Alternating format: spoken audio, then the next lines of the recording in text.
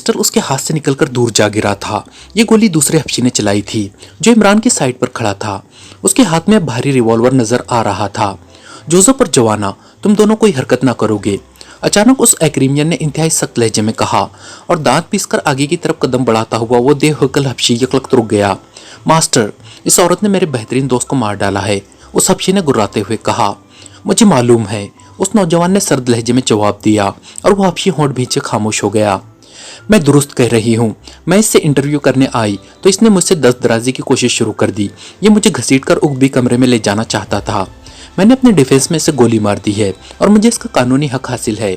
मैं एक मोअज़्ज़िज़ औरत हूँ, एक्रीमियन टाइम्स की चीफ क्राइम रिपोर्टर हूँ। तुम मेरा शिनाख्ती कार्ड देख सकते हो। बेओला ने अपने आप को संभालते हुए कहा। तुम्हारा नाम क्या है? उस नौजवान ने उसी तरह सर्द लहजे में पूछा। बेओला क्रिस्टाइन, बेओला ने जवाब दिया। लेकिन क्या सारे क्राइम रिपोर्टर चेहरे पर जीरो मास्क चढ़ाकर इंटरव्यू लेने आते हैं?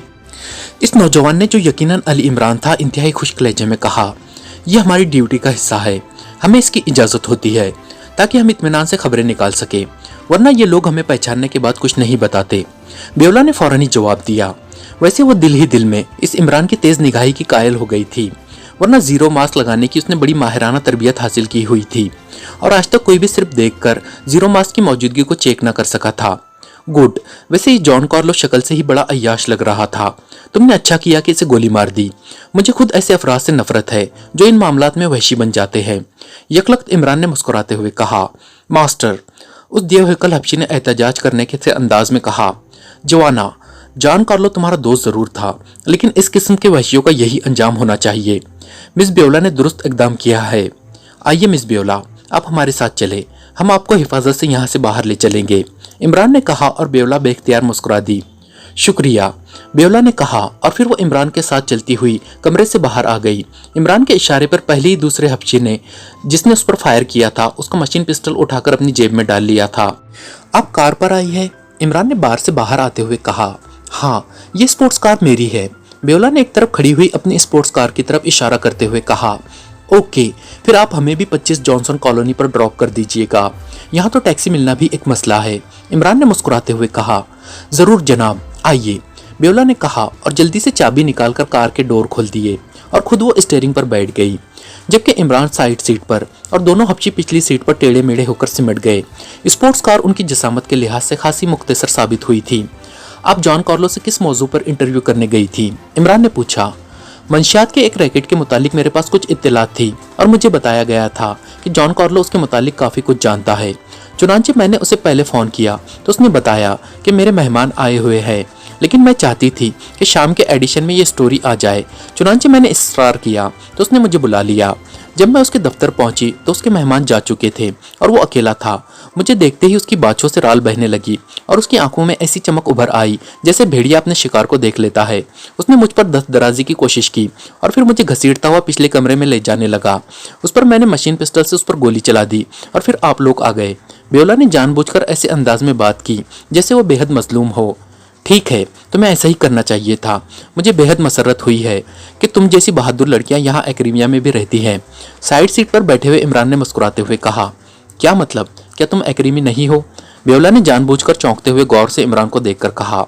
फिलहाल तो एक्रीमी ही हूँ। वैसे मैं सोच रहा था कि रूसिया की शहरियत हासिल करने की दरख्वास्त दे दूं, क्योंकि रूसियाई लड़कियां एक्रीमिया की निस्बत कहीं ज्यादा गैरतमंद होती हैं। लेकिन अब तुमसे मिलने के बाद मेरा इरादा डांवाडोल हो रहा है, इमरान ने मुस्कुराते हुए जवाब दिया। मैं शादीशुदा हूँ, मेरे शोहर का नाम गैरी है और वो एक्रीमियन टाइम्स के शोबे एडवर्टाइजमेंट से मुताल्लिक है, बेओला ने मुस्कुराते हुए जवाब दिया। चलो, इस तरह तुम्हारा भी एडवर्टाइजिंग के शोबे से कोई ना कोई ताल्लुक पैदा हो गया। टूथपेस्ट के इश्तिहार ना सही, टूथ पाउडर के इश्तिहार में तो तुम आसानी से जलवागर हो सकती हो, इमरान ने सर हिलाते हुए जवाब दिया। टूथपेस्ट और टूथ पाउडर के इश्तिहारों में क्या फ़र्क होता है? बेओला ने हैरान होकर पूछा। उसे वाकई इमरान की बात समझ में ना आई थी। वही जो खुश्क और तर में होता है। टूथपेस्ट तर होता है, इसलिए इसमें गैर शादीशुदा लड़कियां मॉडल बनती हैं, लेकिन पाउडर खुश्क होता है, इसलिए इसमें शादीशुदा औरतों यानी बीवियों को मॉडल बनाया जाता है। शादी के बाद उनके चेहरों पर खामखा की खुश्की, मेरा मतलब है सख्ती और करक्ती आ जाती है, इमरान ने वजाहत करते हुए कहा और बेओला बेख्तियार खिलखिलाकर हंस पड़ी। तुम बेहद दिलचस्प बातें करते हो, बेओला ने मुस्कुराते हुए कहा। वैसे वो सोच रही थी कि किसी भी बहाने उनके साथ जॉनसन कॉलोनी की कोठी के अंदर चली जाए और उसके बाद उन्हें हर कीमत पर शूट करके ही बाहर निकलेगी। उसके पास ऐसा असला मौजूद था जिससे वो इन लोगों का खात्मा कर सकती थी, लेकिन ये असला धमाका पैदा करता था, इसलिए उसने उससे वहां बार और अब सड़क पर इस्तेमाल करने का प्रोग्राम ना बनाया था, क्योंकि इस तरह वो खुद भी तो पकड़ी जा सकती थी। थोड़ी देर बाद कार जॉनसन कॉलोनी में दाखिल हुई और फिर उसे जल्द ही 25 नंबर कोठी नजर आ गई, तो उसने कार उसके फाटक के सामने जाकर रोक दी। लिफ्ट का शुक्रिया, अगर तुम कुछ पीना चाहो तो पानी से लेकर खून जिगर तक हाजिर है, लेकिन इसके लिए तुम्हें कोठी के अंदर जाना पड़ेगा। लेकिन फिक्र ना करो, मैं 10 दराजी की बजाय उम्र दराजी की दुआ ही करता हूँ, इमरान ने मुस्कुराते हुए कहा और बेओला बेख्तियार खिलखिलाकर हंस पड़ी। बहुत खूब, वाकई दिलचस्प आदमी हो, मुझे कोई एतराज नहीं है तुम्हारे साथ बैठकर पीने में, बेओला ने मुस्कुराते हुए जवाब दिया, क्योंकि वो तो खुद यही चाहती थी। एतमाद का शुक्रिया, इमरान ने कहा और नीचे उतरकर वो गेट की तरफ बढ़ गया, जिस पर एक जदीद तर्ज का मैग्नेटिसी ताला लगा हुआ दिखाई दे रहा था। इमरान ने जेब से चाबी निकाली, जो कि एक पतली सी पट्टी की सूरत में थी। उसने जैसे ही ये पट्टी ताले के साइड पर लगाई, खटाक की आवाज के साथ ताला खुल गया और इमरान ने ताला हाथ में लेकर फाटक खोला और फिर उसे धकेलकर इतना चौड़ा कर दिया कि बेओला की स्पोर्ट्स कार उसमें से आसानी से गुजर सकती थी। बेओला कार लेकर अंदर आ गई। कोठी की इमारत खासी वसी थी। साइड पर एक बड़ा सा पोर्च था। बेओला ने कार वहां जाकर रोकी और फिर नीचे उतर आई। दोनों हबशी भी पिछली सीट से उतर आए। वो दोनों ही अपनी गर्दन को मसल रहे थे। शायद टेढ़े मेढ़े होकर बैठने की वजह से उनकी गर्दनों के उजलात दर्द करने लगे थे। आइए बेओला क्रिस्टाइन, इतनी देर में इमरान ने उनके करीब पहुंचते हुए कहा और फिर वो सब एक दूसरे के साथ चलते हुए एक दरमियानी राहदारी से होकर एक बड़े कमरे में आ गए। यहाँ सोफे वगैरह रखे हुए थे। ये कोठी हमने अभी किराए पर हासिल की है और हम भी पहली बार आपके साथ यहाँ आए हैं। अब आप फरमाएं कि आप क्या पीना पसंद करेंगी। वैसे मेरा एक मशवरा है कि अभी हमें खुद भी इल्म नहीं है कि यहाँ पीने के लिए क्या क्या मौजूद है, इसलिए अगर आप फिलहाल खूने जिगर पीने पर रजामंद हो जाए तो ये आपकी नवाजिश होगी। इमरान ने बड़े संजीदा लहजे में कहा। खून जिगर क्या मतलब? बेओला को उसकी संजीदगी ने हैरान कर दिया था। खून जिगर का मतलब होता है जिगर का खून, और अगर तुम खून पीने की आदी ना हो तो फिर एक और चीज भी है पीने की, यानी गुस्सा। खून पीने वाले को तो खून आशाम कहते हैं, जो बुरे मानों में इस्तेमाल होता है, लेकिन गुस्सा पीने वाले को बहादुर कहते हैं। दोस्तों, अगर आप हमारे चैनल की मदद करना चाहते हैं और इस चैनल को आगे बढ़ाना चाहते हैं तो इस वीडियो को लाइक करें और चैनल को सब्सक्राइब जरूर कर लें। शुक्रिया। इमरान की जुबान इंतहाई तेजी से चल रही थी और बेओला ने उकताए हुए अंदाज में होंठ भेजे ही थे कि यकलक्त उसे सामने खड़े इमरान का बाजू हरकत में आता दिखाई दिया और उसके साथ ही उससे यूं महसूस हुआ जैसे उसके दिमाग के अंदर अचानक एटम बम का धमाका हुआ हो, और उसके साथ ही उसके जहन पर यकलक्त इस तरह तारीकी छाने लगी जैसे कैमरे का शटर बंद हो जाता है। कमरे में हल्की सी मुतरन्नम मौसीकी की आवाज उभरते ही आराम कुर्सी पर नीम दराज करक चेहरे वाला आदमी चौंक पड़ा। उसने हाथ उठाकर साइड टेबल पर रखे हुए सुर्ख रंग के फोन का रिसीवर उठा लिया। यस, चीफ बॉस, करक चेहरे वाले ने अपने चेहरे से भी ज्यादा करक लहजे में कहा। बॉस, इसराइल के मोहतरम सदर आपसे फौरी तौर पर बात करना चाहते हैं। दूसरी तरफ से एक मुअद्दबाना आवाज सुनाई दी। कराओ बात, करक चेहरे वाले ने जवाब दिया और चंद लम्हों की खामोशी के बाद एक भारी मगर बावकार आवाज सुनाई दी। Hello, president Israel from this end. बोलने वाले के लहजे में हल्की सी तशवीश के आसार नुमाया थे। यस सर, मैं चीफ ऑफ वाटर पावर बोल रहा हूँ। चीफ बॉस के लहजा इस बार कदरे नरम था। चीफ, मुझे अभी इत्तला मिली है कि पाकिस्तान सीक्रेट सर्विस का अली इमरान ग्रेट बॉल के खिलाफ हरकत में आ चुका है। क्या ये इत्तला दुरुस्त है? दूसरी तरफ से कहा गया। आपको किसने इत्तला दी है? चीफ बॉस के लहजे में हैरत थी। एक्रीमिया में हमारे एजेंट भी मौजूद हैं। उन्होंने इत्तला दी है कि किसी गोल्डन फॉक्स नामी पेशावर कातिल ग्रुप को आपने 50 लाख डॉलर की रकम के एवज अली इमरान के कत्ल का मिशन सौंपा है, और इमरान भी इस वक्त एक्रीमिया में है, और उसकी वजह से आपको एक्रीमिया में अपने किसी खास आदमी को भी खत्म करना पड़ा है जो ग्रेट बॉल के बारे में तफसीलात जानता था। इसराइली सदर ने उसी तरह सर्द लहजे में कहा। आपको मिलने वाली इत्तला दुरुस्त है जनाब। वैसे वो अब तक कत्ल हो चुका होगा, क्योंकि गोल्डन फॉक्स इंतहाई तेज रफ्तारी से काम करती है और आज तक उसका शिकार कभी जिंदा नहीं बचा। चीफ बॉस ने मुंह बनाते हुए जवाब दिया। क्या आप अली इमरान से पूरी तरह वाकिफ हैं? क्या आप उसे आम सा सीक्रेट एजेंट समझते हैं? सदर के लहजे में बेपनाह तशवीश थी। ऐसी बात नहीं है जनाब, मैंने उसकी पूरी हिस्ट्री मालूम कर ली है और ये भी दुरुस्त है कि ग्रेट बॉल के खिलाफ वो हरकत में आ चुका है, लेकिन आपको गोल्डन फॉक्स की कारकर्दगी का इल्म नहीं है, इसलिए आपके लहजे में तशवीश है। पूरी दुनिया के कातिल अपने मिशन में नाकाम हो सकते हैं, लेकिन गोल्डन फॉक्स नाकाम नहीं हो सकती। चीफ बॉस ने बड़े बाएतमाद लहजे में कहा।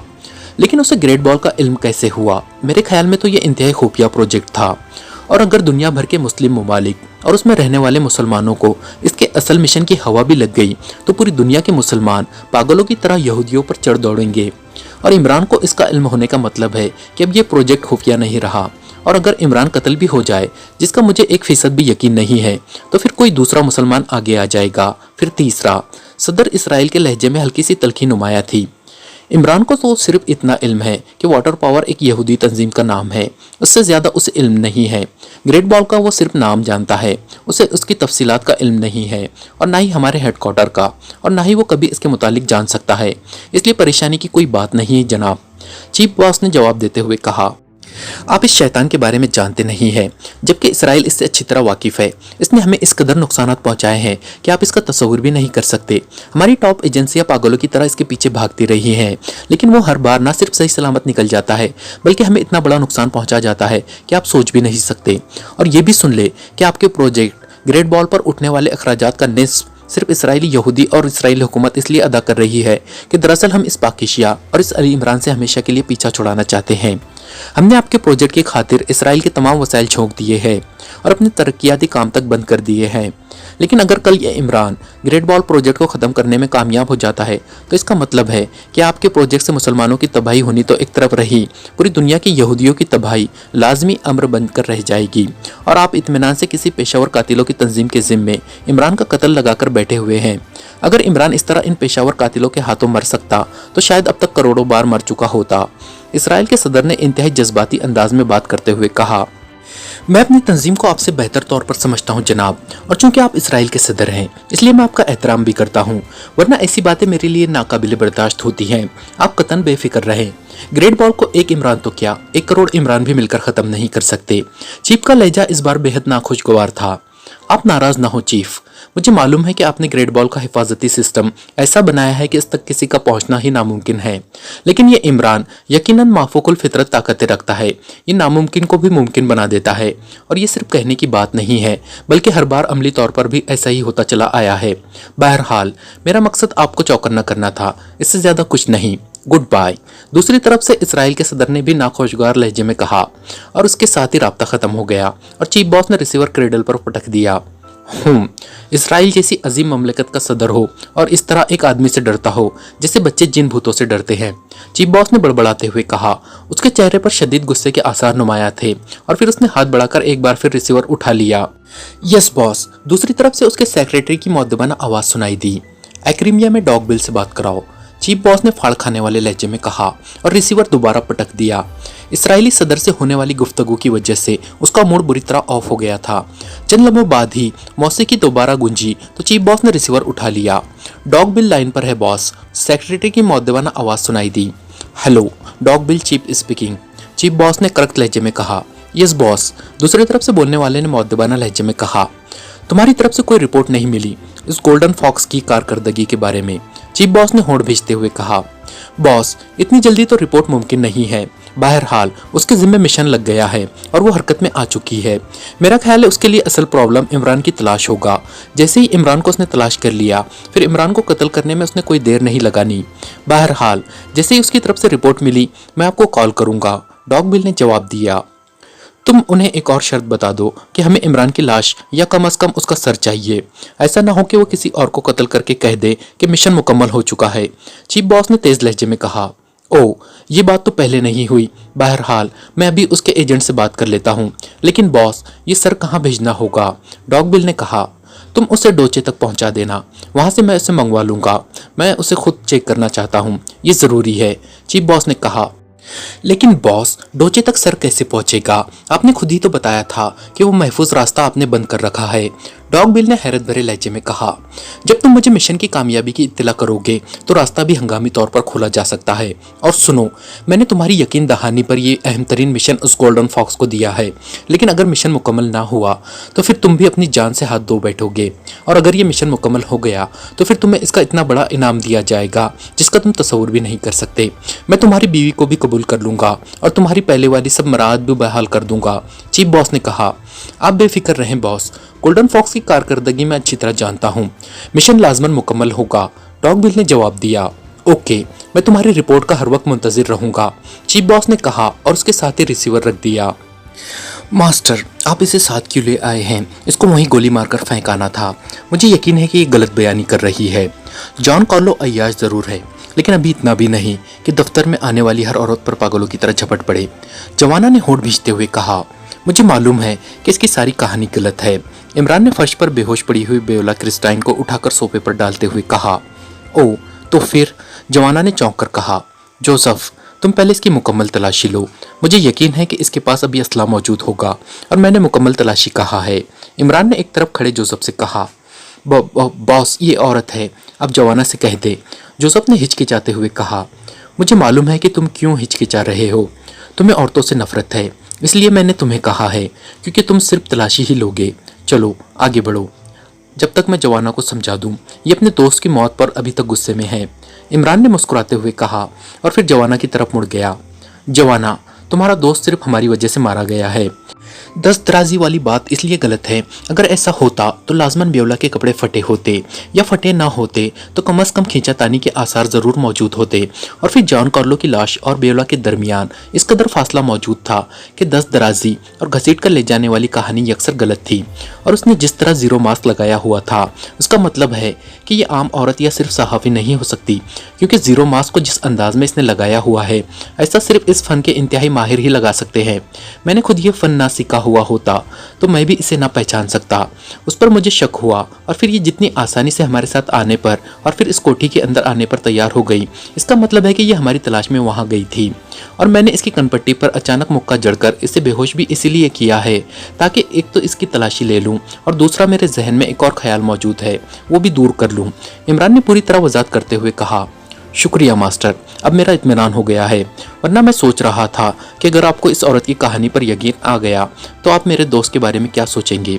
जवाना ने मुस्कुराते हुए कहा, आदमी दोस्तों से ही पहचाना जाता है और तुमने खुद अपने दोस्त को अय्याश तस्लीम किया है।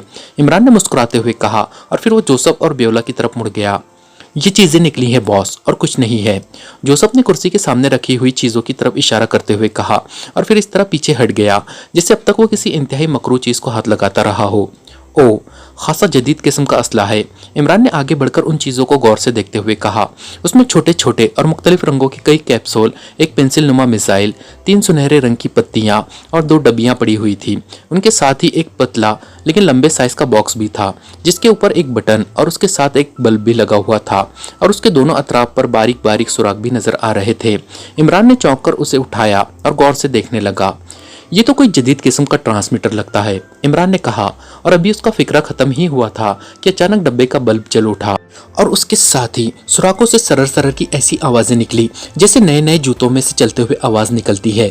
ये आवाज चंद लम्हों तक सुनाई दी, फिर खामोशी छा गई, लेकिन छोटा सा सुर्ख रंग का बल्ब उसी तरह जलता रहा। इमरान खामोश खड़ा उसे देखता रहा। चंद लम्हों बाद एक बार फिर वैसी ही सरर सरर की आवाज निकली और फिर खामोशी छा गई। इमरान ने मुस्कुराते हुए बल्ब के साथ मौजूद वाहिद बटन दबा दिया और उस बटन के दबते ही सुर्ख बल्ब झमाके से सब्ज रंग का हो गया और ट्रांसमीटर से एक मर्दाना आवाज सुनाई दी। हेलो डियर बेओला, मैं गैरी बोल रहा हूँ। मैं विलिंगटन पहुँच गया हूँ, तुम कहाँ हो? बोलने वाले के लहजे में ऐसी बेतकल्लुफी थी कि इमरान मुस्कुरा दिया। बेओला उसे पहले ही बता चुकी थी कि वो शादीशुदा है और उसके शोहर का नाम गैरी है और अब उसने अपना नाम भी गैरी ही लिया था और उसका लहजा बता रहा था कि वो वाकई बेओला का शोहर है।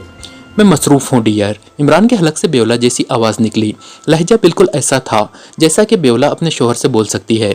चूंकि गैरी बगैर ओवर कहे खामोश हो गया था, इसलिए इमरान समझ गया था कि ये ट्रांसमीटर उन ट्रांसमीटरों की टाइप से ताल्लुक़ रखता है जिसमें बार बार बटन दबाकर दूसरे को बोलने का मौका देने का झंझट नहीं होता, बल्कि इस तरह बातें होती है जैसे टेलीफोन पर बात होती है। और चूंकि इस ट्रांसमीटर पर फ्रिक्वेंसी डायल वगैरह मौजूद ही ना था, इसलिए लाजमन ये फिक्स ट्रांसमीटर था। मिशन का क्या हुआ डियर, वो इमरान ट्रेस हुआ या नहीं? गैरी ने कहा और इमरान के लबों पर मुस्कुराहट रेंग गई। मैंने उसका अड्डा ट्रेस कर लिया है। जॉनसन कॉलोनी की कोठी नंबर 25 में उसका अड्डा है, लेकिन वो अंदर मौजूद नहीं है।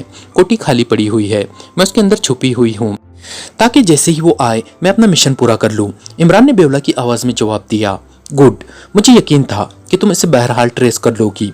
सुनो, मैंने डॉग बिल के जरिए वाटर पावर से ये मिशन हासिल किया था। डॉग बिल ने अभी स्पेशल ट्रांसमीटर पर मुझे कॉल किया है। उसने एक और शर्त भी लगा दी है कि हम इमरान को कत्ल करके उसका सर काट कर लाजमन उसे दें। जब मैंने इस शर्त पर एहतजाज किया कि पहले मुआहदे में ये शर्त शामिल ना थी, तो उसने बताया कि कि वाटर पावर का चीफ बॉस इस पर मुस्र है, क्योंकि उसे खतरा है कि कहीं हम इमरान की बजाय किसी और को कत्ल करके उसे मिशन की रिपोर्ट ना दे दे। वो हमें इस शर्त के बदले में $1 लाख मजीद अदा करने पर भी राजी है। गैरी ने कहा, क्या वो डॉग बिल इस इमरान को पहचानता है? इमरान ने चौंक कर पूछा। डॉग बिल का नाम सुनते ही उसकी आंखों में चमक उभर आई थी। मैंने यही बात उससे पूछी थी। उसने कहा कि वो तो उसे जानता तक नहीं, वो उसका सर सबूत के तौर पर चीफ बॉस को भेजेगा, वहां उसकी चेकिंग की जाएगी। गैरी ने जवाब दिया, लेकिन ये काम मुझसे नहीं होगा कि मैं किसी लाश का सर काटती फिरूं और फिर उसे कार में लादे फिरूं। इमरान ने एक लम्हा खामोश रहने के बाद कहा,